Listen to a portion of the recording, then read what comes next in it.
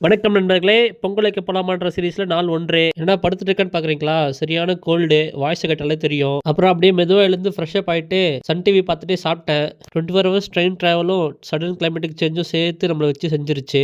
எங்கேயாச்சும் வெளிய போலான்னு பார்த்தா கூட 12 மணி ஆனாலும் வெயில் வர மாட்டேங்குது. அப்புறம் நம்ம குட்டி சுட்டீஸ் வந்தாங்க. அவங்க கூட சேர்ந்து அப்படியே விளையாடிட்டு இருந்தேன். விட்டா பாருங்க ஒரு அடி அவனுக்கு.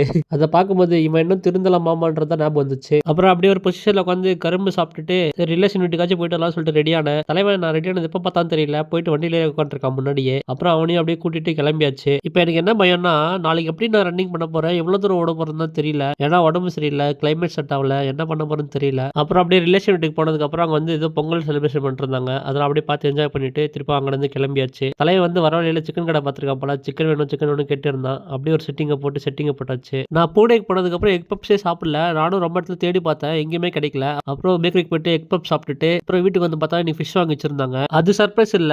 அத நம்ம தான் சமைக்கணும். அதுதான் சர்ப்ரைஸு. அப்புறம் தேவையான மசாலாலாம் YouTubeல பார்த்து போட்டுட்டு, அவனுங்கலாம் நலங்கு வச்சு ஊற வச்சாச்சு. அப்புறம் ஊர்ன மீன எடுத்து பொரிச்சுட்டு இருந்தேன். அப்புறம் அப்படியே எல்லா வேலையும் முடிச்சுட்டு, ஃபிஷ் ஆயிலுக்கு பதிலா ஃபிஷ்ஷு சாப்பிட்டு நானும் முடிச்சுட்டேன். அடுத்த ஒரு வீடியோவில் சந்திக்கும் வரை உடம்பு பார்த்துக்கோங்க. பாய்.